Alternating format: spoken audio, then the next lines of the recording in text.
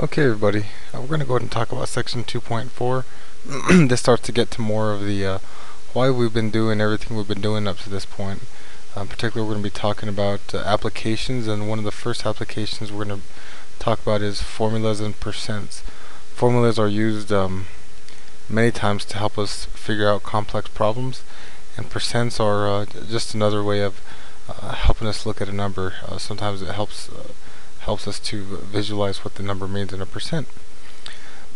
So solving a formula for a variable, many times you're going to see that you're going to be given a formula, and the formula is going to have it's going to have some different letters and different structures, and it's going to look maybe kind of different than what you're used to seeing. We're used to seeing x and y's and numbers, but now we're going to start seeing a lot of different variables.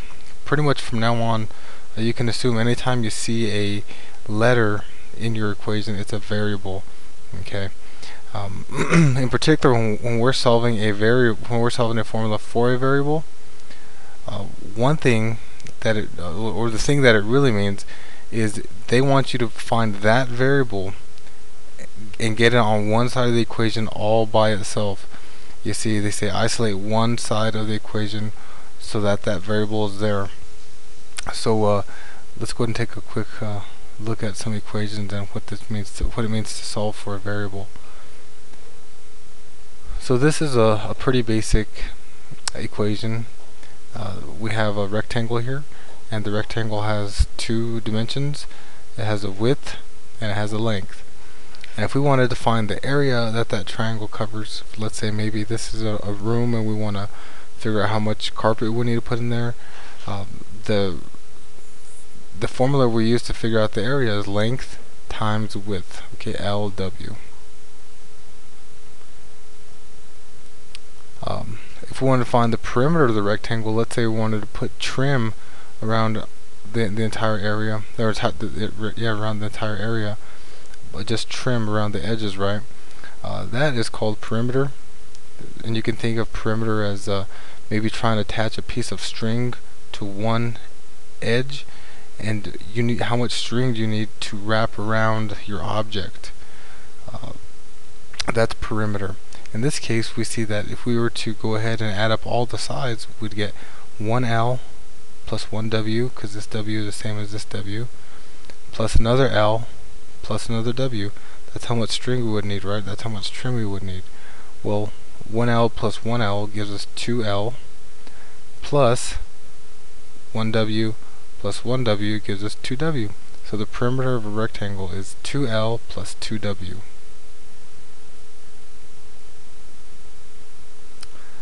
So now they're asking us to solve for a particular variable in that formula. We have our formula 2W plus 2L is equal to P. They want us to solve the equation for L. So whenever you hear those instructions, what they want you to do is get L all by itself on one side of the equation. So the first thing we got to do is we got to say, okay, is there any way we can combine L's? There's not. We see the L's are there, so we want to get everything that's not an L to the other side of the equation. We do that by subtracting 2W from both sides. 2W minus 2W. The 2W's on this side go away, and we'll end up with P minus 2W on the right. Now we have 2L is equal to P minus 2W. We want to get the L by itself, so again we just divide by 2. We've done this before plenty of times. Divide both sides by 2, right? Whatever you do to one side, you have to do to the other. And when we divide both sides by 2, we get L is equal to P minus 2W divided by 2. And that's our answer. So here is we've solved for L.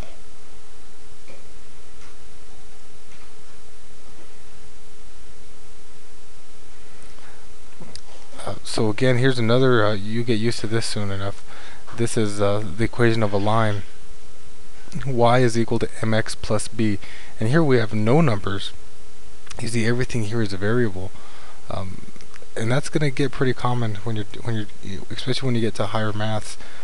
Sometimes we don't use any numbers. Everything is just a symbol or a variable. So y is equal to mx plus b. They want us to solve for x. So again, that means they want us to get x all by itself on one side of the equation. So the way we get x by itself is we see the b's over here all by itself. We can take the b off the right, take it to the left by subtracting b from both sides. So we get y minus b is equal to mx.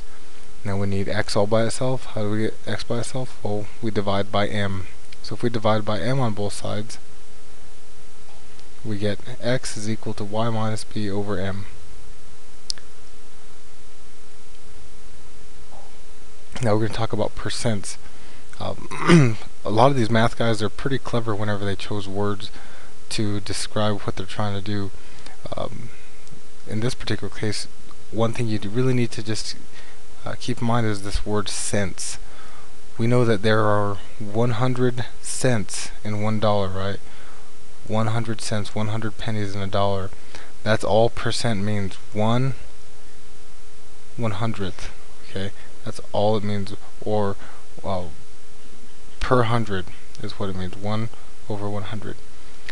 So a quick example is if we have a situation where 45 of every 100 students takes introductory algebra, then 45% of the students take introductory algebra.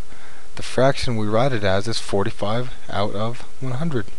So that's maybe a good way to remember how to write percents and fractions and decimals. Well, you'll soon find out that you can write one number as a fraction, as a decimal, and as a percent, and it'll all equal the same thing. It all means the same thing. But we need percents for certain situations, we need decimals for certain situations, and we need fractions for certain situations. In this particular case, we have a percentage, 45%. We wrote it as a fraction here, 45 out of 100. Now there's some keys, some tricks that you can use. If you just remember these, it's real helpful. Whenever you're going to write a decimal as a percent, all you need to do, but remember you have to do this the right way, is move the decimal point 2 places to the right and then add the percent sign. Okay, so when you're going from a decimal to percent, you move the decimal places 2 places to the right and then attach the percent sign, and this is always true. Okay, so this is maybe something you want to write down to help you with the homework. First example, again, we're going from decimal. They want us to write a percent. What did it say? 2 to the right.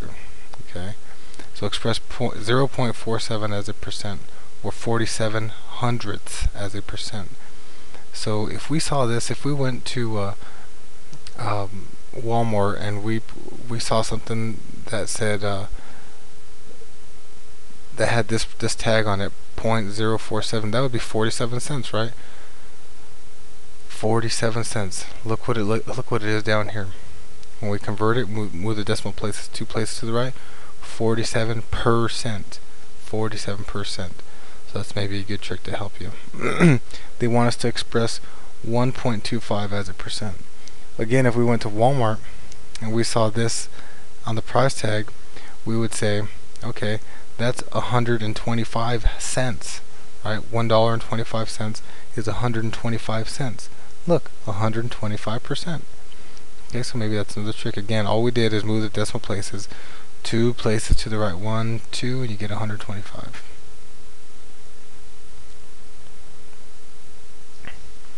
Now we're going to go the opposite way. So if we're going from decimals to percents, if we move it to the right, you guessed it, if we're going from percents to decimals, we move it 2 places to the left, and we have to remove the percent sign because it's no longer true if we keep that percent sign there. You really have to make sure to remove that percent sign.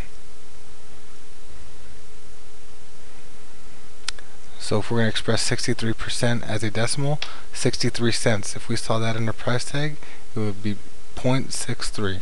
Okay, so all we did is decimal places right here after the 3, 2 places to the left, 1, 2, turns out to be 0.63, and we have to remove the percent sign.